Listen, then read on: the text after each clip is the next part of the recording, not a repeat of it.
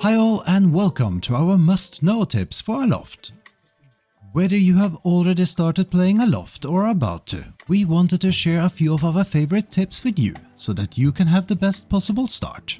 But before we begin, if you like what we do, don't forget to give us a thumbs up, subscribe or comment on our video, as your support makes all the difference. By the way, if you have some great tips you want to share, feel free to let us know in the comments. Now let's get started. As you progress in game and secure your first skyship, don't forget about the Teleport to Home feature hidden in your Home Islands tab. If you don't fancy flying back, simply teleport home. And if you plan to continue at the island you are, it might even be an idea to despawn your island, then simply respawn it where you are. If you're on an island that has important points of interest, you can usually hear some sound clues from knowledge stones and anchors when close enough. So even if they might be hidden in a cave or behind a waterfall, you'll be able to find them.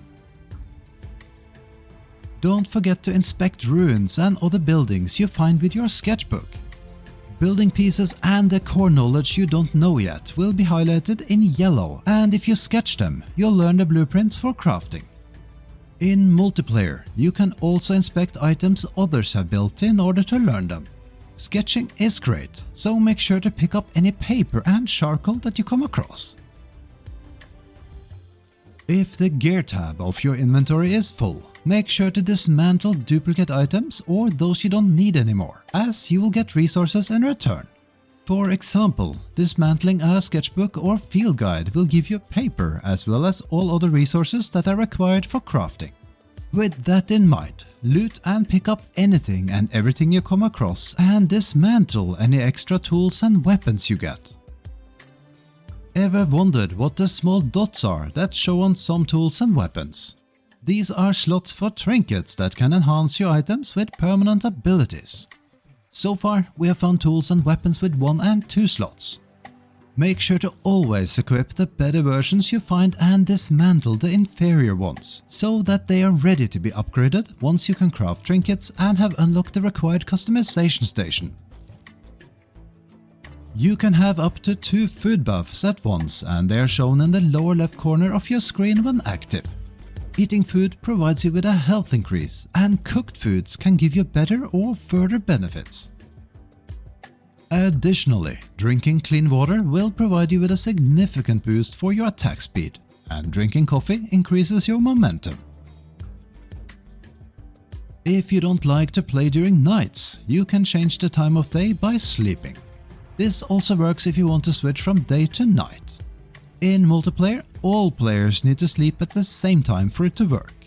A beneficial side effect of sleeping is that you will recover health, and you might be able to skip some nasty weather as well.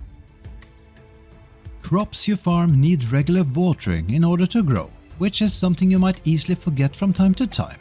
However, if you build your farm plots in an unsheltered area, your crops will be watered automatically whenever it rains.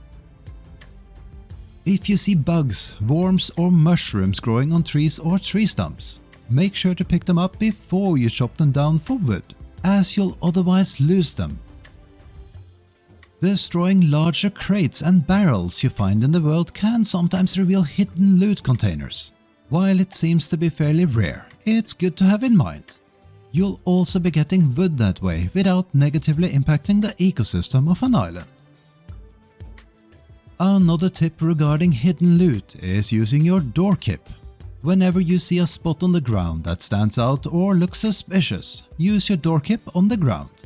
As they say, X marks the spot, though there are several other visual clues as well. If you are lucky, you'll find many hidden treasures. Tired of chopping wood or mining rocks? If you don't want to single click for every hit, you can enable the auto swing option in your game settings under controls. While you won't get combos that way, holding your mouse button instead of repeatedly clicking might come as a relief sometimes. And you still have the option to single click even if it's enabled. Unlike most gatherable items in the world, regular foliage like bushes that grow on islands don't give you any indication that they can be harvested with a tool.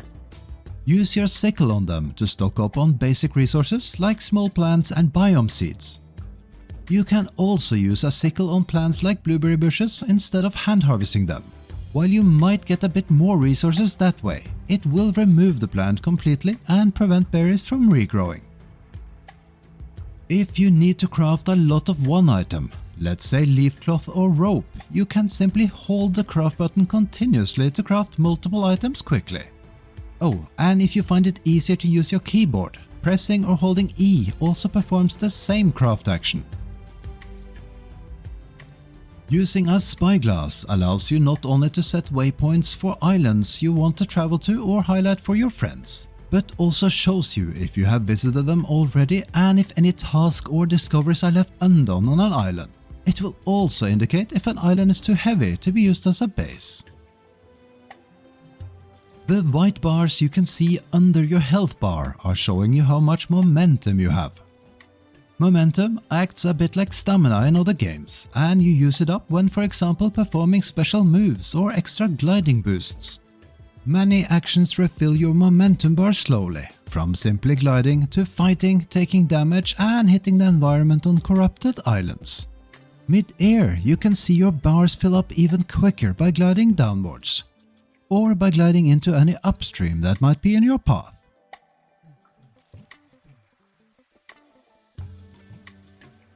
If you're building a larger skyship and use many build pieces and decor repeatedly, you can use the copy function to quickly reselect an item you have already built. To do so, simply press your middle mouse button when looking at an item to copy it.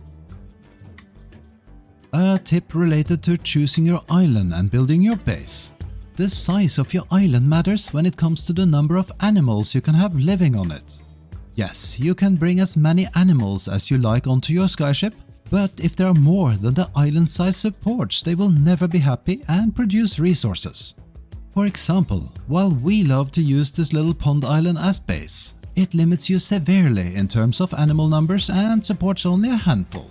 Keep this in mind if you want a large collection of fluffy and feathered friends. Rejoice! Animals can't die! If you want to get rid of too many animals you have taken onto your base, you have to transport them to another island and release them there. Why? Well, should they accidentally fall off your skyship? And no, we would never imply you would try to throw them willingly overboard. They will respawn on your base after a few seconds or a relog. Every item you build can be dismantled, so don't be afraid to build a temporary base or crafting stations or to experiment with building layouts. When dismantling items, you'll always get 100% of your resources refunded. Simply enter the dismantling mode by holding your right mouse button, then focus on the item you want to dismantle and press your left mouse button. If you like building and getting creative, you might be delighted to know that there are some build pieces that can be customized through stretching. For example, there are beams, planks and cloth. You can do some pretty cool stuff with these items, from making custom curtains, decorations or your own furniture to other crazy build ideas. While there are limits, beams and planks work by selecting a start point and then an end point. Cloth works a bit different, as you will be selecting a connection point for each corner, so you can even make it twist. And finally, since you have the ability to travel to new worlds or visit those of your friends with your character and skyship, you could always spin up a new world to pick up extra resources or knowledge. At least the first few islands would be an easy source for things like paper to use with your sketchbook. And that's all for our favorite tips. We hope you'll find some of them useful and have a great time exploring the skies. And if you like what we do and would like to support us, please subscribe, give us a thumbs up or become a member of our channel.